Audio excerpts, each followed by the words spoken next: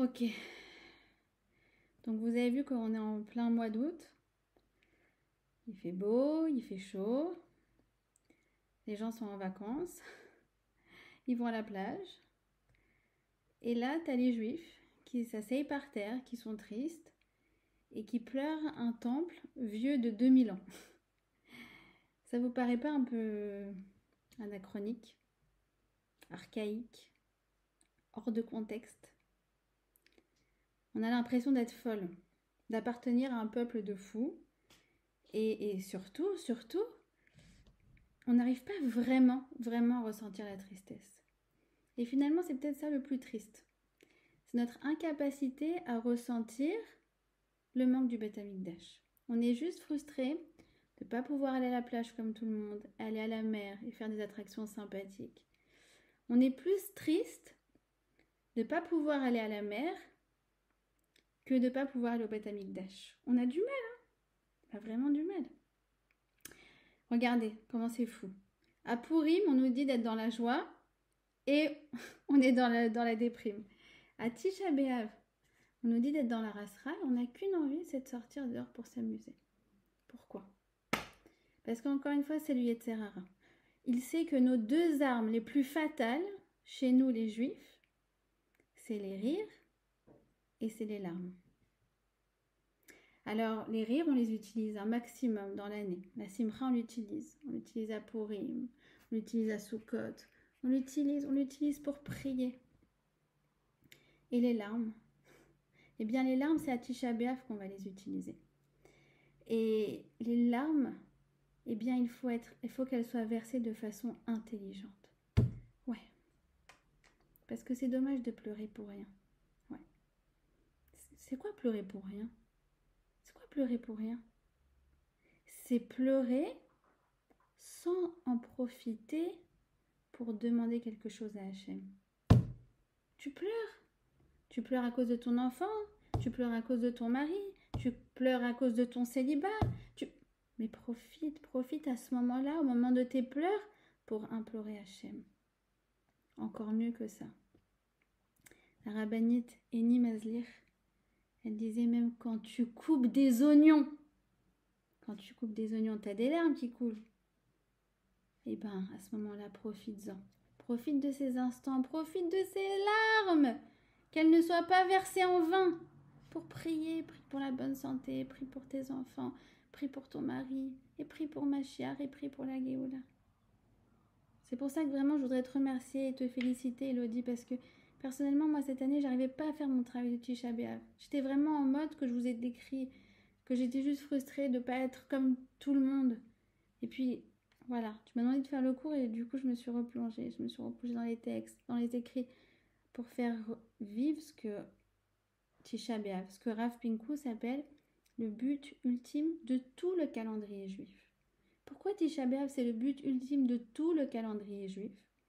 Parce qu'il dit, au-delà de la liberté de Pessah, au-delà de la Torah de Shavuot ou de la joie de Sukkot, il y a la force de Tisha B'Av, la puissance de Tisha B'Av, dont le but, c'est quoi? C'est de faire revenir la Shrina sur terre.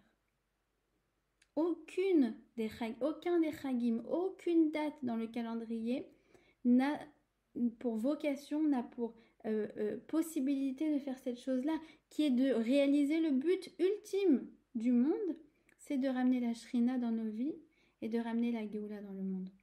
Alors comment on fait ça? Bien, il y a un machal qui nous aide à comprendre. C'est l'histoire d'une femme qui est mariée et qui attend pendant de nombreuses années pour tomber enceinte. Et ça prend des années. Et Baruch Hashem, un jour, la bonne nouvelle arrive et elle est enceinte. Et sa grossesse se passe bien jusqu'au jour de l'accouchement. On est en pleine contraction, on est en plein travail. Et là, eh bien, qu'est-ce qui se passe? Les choses se compliquent.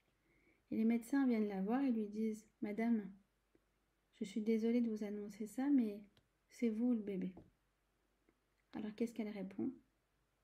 Ce sera le bébé. C'est lui qui va vivre. Son mari est là, il essaye de la raisonner, il dit « Mais non, mais tu peux pas faire ça. » Et elle est déterminée à donner la vie à cet enfant, coûte que coûte, parce que cet enfant, elle l'aime plus qu'elle-même.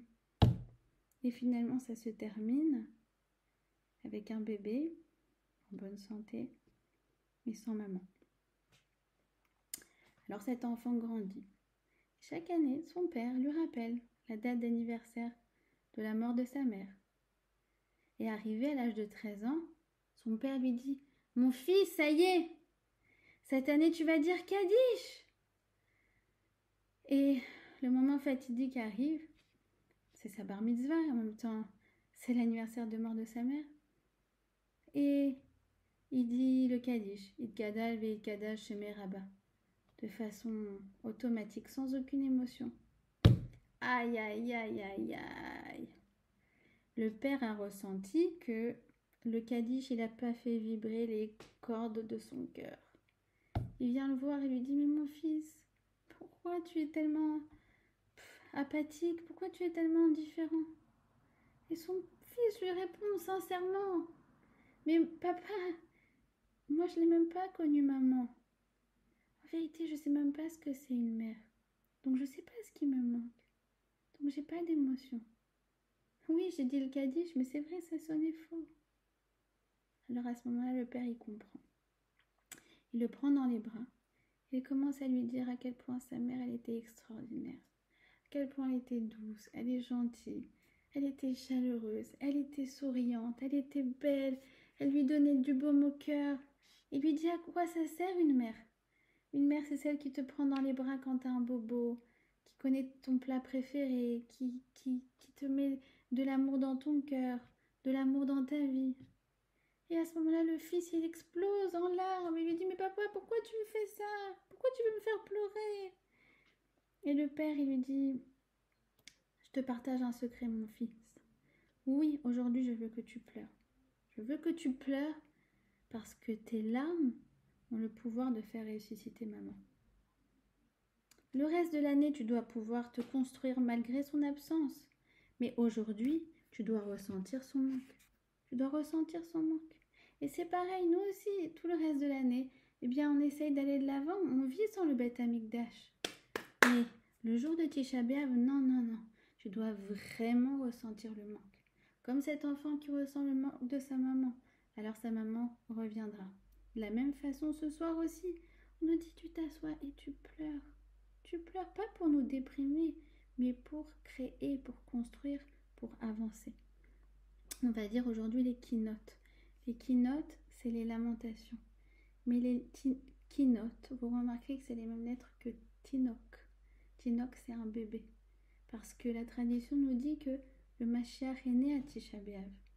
Alors, moi j'aime bien, quand je sais qu'il y a un enfant qui est né à Tisha B'Av, j'aime bien l'observer, je me dis, peut-être que lui c'est futur Mashiach.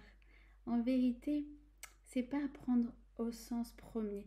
Il n'est pas forcément né à Tisha B'Av. Mais ce que nous dit cette tradition, c'est qu'en fait, ce sont nos pleurs qui auront engendré sa naissance. Vous avez compris? Et pour ça, il faut faire comme le père avec son enfant. Il faut comprendre ce qu'on a perdu pour pouvoir ressentir le manque de l'intérieur. Et c'est ça qui va nous permettre de faire revivre le Beth Amikdash. Alors, qu'est-ce qu'on a perdu? Ce qu'on a perdu, c'est avant tout un baït. Un baït, c'est une maison. Une maison, c'est quoi? C'est un lieu quotidien où tu vas créer un lien. Tu vas créer un lien de confiance, un lien authentique, un lien d'intimité. Eh bien, c'est pareil. Nous, on avait, les Juifs, une maison. Vous vous rendez compte? On était colocs, on vivait avec Hachem. On avait une intimité, un quotidien. On avait une communication avec le Créateur. C'est exactement comme quand tu vas chez ta grand-mère et tu te demandes pas si elle existe. Non seulement tu sais pertinemment qu'elle existe, mais tu la vois, tu parles avec elle, elle te répond, elle te réconforte, elle t'apporte une petite assiette de gâteau. Ouf, et tu ressors de là et t'es apaisé, régénéré. De la même façon, nous aussi, on rentrait brisés parfois au Beth Amikdash, et puis on ressortait régénéré, de tous les points de vue. Du point de vue physique, du point de vue moral, du point de vue spirituel. Et on communiquait avec Hachem. De quelle façon? Ça paraît dingue à croire, si c'était pas, il n'y avait pas tous ces témoignages dans la Gemara, dans le Talmud, on pourrait même pas croire. On allait au Beth Amikdash et on apportait on faisait une prière, on apportait une offrande. Et quand l'offrande était brûlée et en fait la fumée prenait la forme d'un lion, alors ça veut dire que Hachem a accepté notre tfila et que ce qu'on a demandé, ça va se réaliser. Vous vous rendez compte? C'est comme si tu avais un WhatsApp avec Hachem. Un WhatsApp.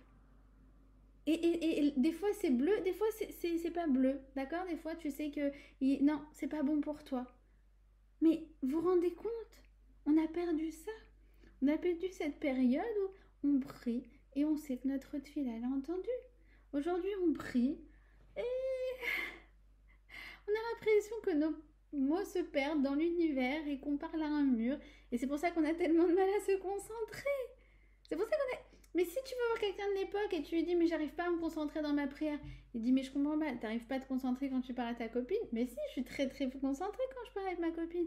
Mais Hachem c'est pareil, Hachem il est là, il existe, il répond. On a perdu ça. Ça fait 1953 ans qu'on a perdu ça.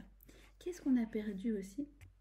On a perdu une capacité à enlever tous nos doutes. On nous raconte dans le Midrash l'histoire de Yosef Meshita. Je ne sais pas si vous connaissez cette histoire, c'est à l'époque des Grecs. Yosef Meshita, c'était un rachat qui était tombé au plus bas du peuple juif, à tel point que les Grecs, quand ils ont saccagé le temple, eh bien, ils ont saccagé, mais ils n'ont pas eu le courage de rentrer dans le Kodesh. Ils se sont dit non, non, non, ça on a trop peur. Mais qui on va choisir pour le faire? Yosef Meshita. Alors lui, c'est la pourriture par excellence. C'est celui qui dénonce les Juifs. C'est celui qui est de notre côté. C'est un collabo. Alors, il lui demande, tu veux rentrer dans le Kodesh? Mais oui, Yosef Meshita, il y va. Il rentre. Ils lui disent, sache que la première chose que tu verras, tu la prendras pour toi. Il y va. Il rentre dans le Kodesh. Il trouve quoi? La menorah, magnifique, en or massif, qui brille de mille feux. Et il sort avec. Il dit, c'est bon, voilà, c'est mon cadeau. Le général, il arrête, il dit, hop, hop, hop, hop, hop. N'exagère pas quand même. Ça, c'est un cadeau pour un roi. Donne-le-moi, je vais le donner au roi, et toi, retourne-y et prends autre chose. Et là, la réponse de Yosef Meshita, ça ne suffit pas que j'ai déjà offensé mon créateur. Tu veux que je l'offense une deuxième fois? Il me dit, mais ça va pas, tu retournes, je te dis que tu retournes. Il dit, ah non, non, je retourne pas. Malheur à moi qui a offensé mon créateur. Il lui dit, regarde, je t'explique. Soit tu retournes et t'es un homme riche, soit tu retournes pas et t'es un homme mort. Et il va mourir al-Kiddush Hashem en disant, malheur à moi qui a offensé mon créateur. Et le Rav Kahneman, il dit, mais c'est quoi la différence? Il y a 5 minutes, c'était le pire rachat que les Grecs pouvaient trouver. Et maintenant, il est prêt à mourir à Kiddush Hashem. Alors il répond, il dit, c'est quoi la différence? Bah, il est rentré 5 minutes dans le Beth Amikdash. 5 minutes dans le Beth Amikdash, il passe du pire rachat au plus grand sadique. Vous vous rendez compte? Et tout ça, ça s'est fini, oui. Ça s'est fini, Tisha B'Av, de l'an 1970. Ça s'est terminé. Le jour où Titus a brisé la parochette avec son épée, alors c'est écrit qu'à partir de là, Dieu est devenu silencieux. C'est quoi que Dieu est devenu silencieux? C'est que avant, on communiquait avec lui. On avait une relation directe, comme un WhatsApp, comme un Wi-Fi, comme ce que vous voulez. Comme vous avez une relation avec votre père, votre mère, vos enfants, votre grand-mère, c'était tangible, c'était doux, c'était rassurant. Et ça, on a perdu. C'est pour ça que Yerushalayim, eh bien, on dit que personne ne se couchait en ayant mauvaise conscience. Parce que tu avais une erreur, tu allais la rectifier. Tu avais un doute, tu allais au Beth Amikdash, tu n'avais plus de doute. Hachem, il est là, je vois la Shrina. Yerushalayim, ça veut dire Yerushalayim, c'est Ira. Shalem, c'est la perfection de la crainte. Parce que, en fait, du coup, c'était naturel. La relation avec Hachem, elle était intuitive, elle était concrète, elle était naturelle. Et depuis, Hachem, il est devenu silencieux. Le monde est rempli de questions et on n'a pas de réponse. On a des questionnements. Pourquoi cet enfant malade? Pourquoi cette maladie incurable? Pourquoi elle qui est toujours pas mariée? Pourquoi lui qui part dans la fleur de l'âge? Pourquoi? Et les médias qui commencent à parler d'Israël, qui font des crimes de guerre alors qu'on essaye juste de se défendre. Et 350 roquettes qui nous tombent dessus. Et le niveau spirituel du peuple juif, c'est effarant. Est-ce que c'est normal qu'on nous traite de rétrogrades, nous qui habitons en Israël, quand on dit qu'une famille c'est un papa et une maman? Est-ce que c'est normal qu'aujourd'hui en Israël, on fait rentrer dans les écoles des personnes qui viennent voir des enfants de 6 ans et qui lui disent « Tu sais, tu es un garçon, mais peut-être qu'à l'intérieur tu es une fille. Tu es une fille, mais peut-être qu'à l'intérieur tu es un garçon. Ou peut-être tu es les deux, ou peut-être tu n'es rien du tout. Ou peut-être qu'un jour tu feras une opération pour devenir une fille. » Mais c'est pas possible, mais laissez ces enfants tranquilles. Hachem, fais quelque chose. Fais quelque chose. Où tu es? Où tu es? Et silence. Silence radio. Hachem, on peut pas tout faire à ta place. On peut plus être tes porte-parole. On n'a plus les crottes. On n'a plus la force. Et ces filles pas mariées en parallèle. Et ces couples qui se font, qui se défont, qui se font jamais. Et on cherche des explications. Et on devient fou. On devient fou. En vérité, si tu veux vraiment ressentir le galout à Shrina, l'exil de la Shrina, tout simplement regarde la vie des gens. Regarde ce qu'ils postent. Regarde ce qu'ils postent. Regarde ce qu'ils vivent. En vérité, si tu veux vraiment ressentir, laisse tomber à la limite le Beth Amikdash. Juste regarde la vie des gens et en vérité, comprends que tout ce qu'on vit au niveau individuel et collectif du peuple juif, c'est à cause de cette galoute Ashrina. C'est ça ce qu'on doit regretter, c'est ça ce qu'on doit languir, c'est cette proximité, cette relation intime, exclusive, fusionnelle qu'on avait entre nous et le Créateur. Vous comprenez? Le fait que les choses, elles étaient en ordre et que n'importe quel juif qui était perdu, il pouvait se reconnecter à la Shrina. Et en vérité, ce qu'il faut comprendre, c'est que nos languissements, c'est ça qui va reconstruire le Beth Amikdash. C'est ça qui va reconstruire le Beth Amikdash. C'est pour ça que on dit que le jour où on a aplani le Har HaBayit, ça veut dire là où se trouvait le Beth Amikdash, eh bien c'est encore pire que le jour où il a été détruit. Pourquoi? Parce qu'en fait, on arrivait au Har HaBayit, il y avait des ruines, il y avait encore des ruines. Donc on passait, et là, on se disait, ah, aïe, aïe, aïe, le Beth Amikdash. Puis il y avait un papy qui passait avec son petit-fils, et le petit-fils disait, papy, c'est quoi ces ruines? Ah, mais tu le sais, toi t'as pas connu, il y avait le Beth Amikdash. Et un jour, Turnus Rufus, le général, il est venu, il a tout aplani. Pourquoi? Parce que il voulait que quand tu passes, eh ben finalement tu vois des champs, tu vois des oiseaux, et puis tu passes à autre chose. Parce qu'il voulait surtout pas qu'on se relationne au Beth Amikdash. Parce qu'il sait qu'à chaque fois qu'on ressent un manque, en vérité, on est en train de le reconstruire de l'intérieur. Vous avez compris? C'est pour ça qu'il y a une ambivalence. Le jour de Tisha B'Av, c'est que à la fois on doit se souvenir et à la fois on doit rester positif que mais oui, ça va être reconstruit. Mais tant qu'on n'a pas pris conscience de ce qui nous manque, alors on n'est pas encore prêt pour les retrouvailles, vous avez compris? C'est l'un qui va provoquer l'autre. Plus toi tu vas construire ton manque intérieur, comme exactement des fondations. Vous voyez des fondations dans le sol pour pouvoir construire un bâtiment très haut, il faut que tes fondations elles soient parallèles à la hauteur. C'est pareil au niveau spirituel. Nous, plus on va construire à l'intérieur, on va ressentir le manque. En vérité, on est en train de creuser les fondations. Et quand on creuse les fondations très profondes, alors le bâtiment il va être très très haut. C'est pareil au niveau spirituel. C'est pour ça qu'on a une histoire très bizarre dans la Gemara qui nous est rapportée dans le Talmud. On a Rabbi Akiva qui se promène près du Harabaït, avec Rabban Gamliel, Rabbi Eliezer ben Azaria et Rabbi Yoshua. Et ils passent d'abord devant le Harat Sophim, déchirent leurs vêtements. Après, ils arrivent devant le Harabaït. Quand ils arrivent devant le Harabaït, ils voient un renard qui passe au niveau du Kodesh à Kodashim. Vous savez, là où aujourd'hui il y a Al-Aqsa. En vérité, c'est la même chose. Alors, ils lui disent... alors, eux, ils se mettent à pleurer. Et Rabbi Akiva, il se met à rire. Alors, ils lui disent... Akiva, pourquoi tu ris? Et il leur répond... Et vous, pourquoi pleurez-vous?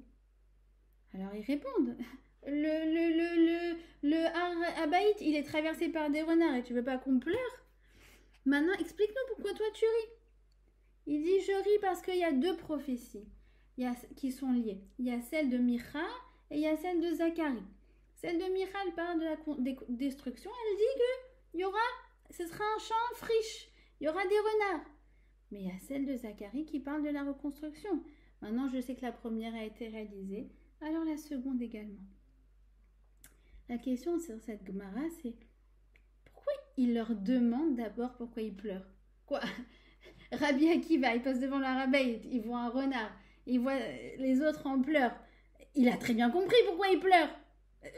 Vous avez compris la question, c'est pas logique. Pourquoi il pleure? En vérité, pourquoi il leur pose la question? C'est pour pouvoir justifier sa réponse à lui. Pourquoi moi je ris? Parce que vous pleurez. Et je sais que ce sont vos larmes qui vont amener la rédemption. Et finalement, c'est peut-être la meilleure nouvelle du jour. Qu'on pleure après 1950 années. N'importe quelle nation, n'importe quel peuple oublie après une ou deux générations. Et même, quand bien même ils commémorent des choses, ils ne vivent plus l'émotion. Et nous, on est capable d'être un peu triste. On est capable de un peu pleurer. D'avoir une petite larme. Mais quelle bonne nouvelle. Quelle bonne nouvelle. Parce qu'en fait, quand je suis en train de faire ça, je suis en train de construire le Beth Amikdash. Moi. C'est ma responsabilité. C'est ma responsabilité pour pouvoir amener la Géoula. C'est pour ça que Tisha B'Av, c'est un jour très ambivalent. À la fois, c'est un jour triste. À la fois... c'est un jour où on ne dit pas les Tachanunim, parce que ce jour-là est appelé Moed. Moed, c'est des retrouvailles. C'est comme il appelle Tisha B'Av, le Rav Wolbe, Moed Richouk. C'est un rendez-vous d'éloignement. Ça veut dire quelque chose, c'est un rendez-vous d'éloignement? Eh oui. Il explique comme ça, Rav Pinkus, il dit, imaginons qu'il y a quelqu'un que j'aime et qui me manque, et que je ne vois plus depuis une certaine date où je lui avais dit, ciao, adieu. Mais juste avant de lui dire adieu, je lui dis, viens chaque année, toi et moi, à la même date, celle où on s'est vu pour la dernière fois, toi et moi, alors on va commémorer ensemble la dernière fois qu'on s'est vu. C'est le signe que oui, physiquement on est certes éloignés, mais dans nos cœurs on est tellement proches. C'est toute l'ambivalence du jour de Tisha B'Av. Et nos Chachamim sont sans équivoque. Ils nous disent que dans le passé, ce fut certes un jour de catastrophe et de drame, avec la chute de Bétar, avec la destruction du Beth Amikdash, les 2 fois, avec l'expulsion des Juifs d'Espagne, avec tout ça. Mais aujourd'hui, c'est une promesse d'avenir.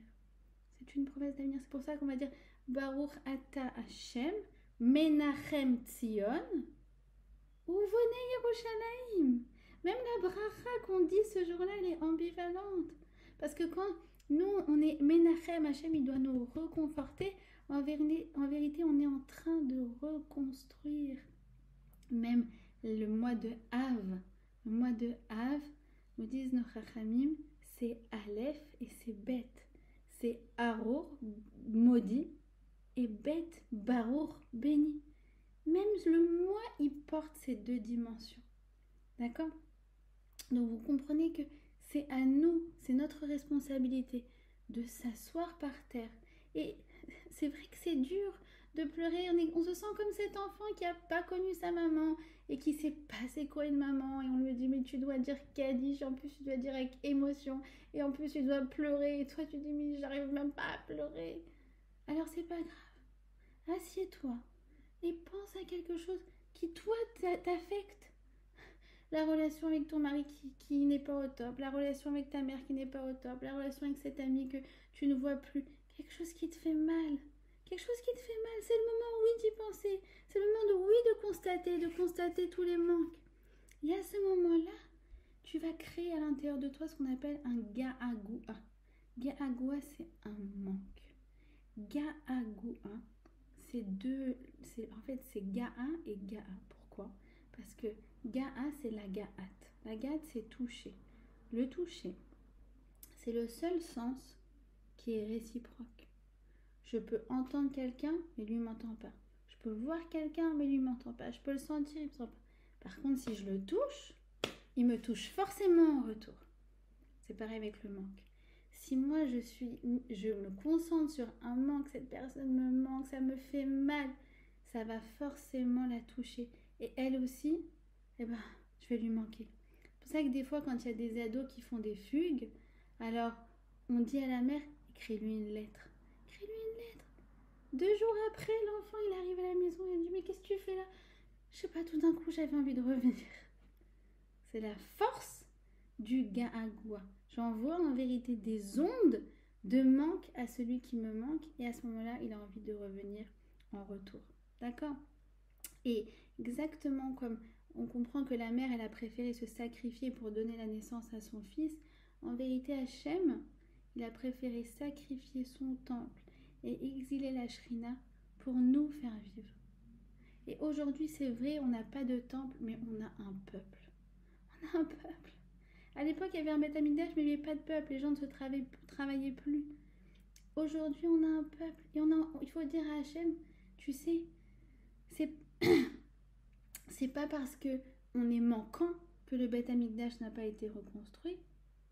Mais c'est parce que le Beth Amikdash n'a pas encore été reconstruit qu'en vérité, on est si manquant. Qu'en vérité, la situation, spirituelle, elle est déplorable. Donc Hachem, s'il te plaît, envoie-nous le Beth Amikdash, envoie-nous le Mashiach, envoie-nous la Géoula. On veut se réjouir de ta Shrina et avoir confiance. Il dit le Maharal, vous imaginez, il y a 400 ans déjà, il dit, on est à la fin là, on est à la fin de la Géoula. On est en train de mettre dans le Beth Amikdash la parochet, ça veut dire la dernière touche. On est à la dernière touche. Et c'est vrai, on se sent tellement proche. Avoir confiance. Il dit, le Rabbi de Lubavitch, on est cette génération où on touche la fin de la galoute pour enclencher le début de la Géoula. Il faut vraiment avoir confiance, avoir conscience de ça. Alors, Bezrat Hachem, mesdames, je vous donne ce conseil. Asseyez-vous, lisez quelque chose de rasratique, regardez quelque chose de rasratique. Essayez de penser à quelque chose qui vous fait mal. Et si demain vous n'avez pas encore réussi à vraiment ressentir la rasra, je vous donne le même conseil que Eni Mazlir. Quand vous commencez à préparer le repas de demain soir, coupez des oignons. Et là, à ce moment-là, vous dites à Hachem, je sais que c'est des larmes artificielles, mais regarde, je veux que ces larmes elles ne soient pas coulées en vain. Je veux qu'elles donnent naissance au Mashiach. Les keynotes, les lamentations, les larmes, c'est notre tikkun et c'est ça qui va apporter le tinok, c'est ça qui va apporter le Mashiach. Alors qu'on entend Bezrat Hachem à la fin de ce Tisha B'Av et surtout en Eretz Israël. Vous voyez comment c'est incroyable, comment Hachem il a choisi la date de Tisha B'Av pour qu'il y ait une hardoute incroyable. Et tout d'un coup, il n'y a plus de droite, de gauche et de Lapid et de Bibi Netanyahu. Et tout le monde est ensemble autour de Chayel Tzahal et autour des habitants. Alors s'il te plaît Hachem, s'il te plaît, s'il te plaît, s'il te plaît. Je prie et on prie toutes, Bezrat Hachem, qu'on ait la hardoute autour du Beth Amikdash, pas autour des Milchamot. Amen. Amen, merci beaucoup Joy. Daraba. Avant de passer avec la prochaine intervenante, on va se reconnecter avec la rabbinite Maria Chadré qui a eu un petit souci de connexion tout à l'heure. Maria.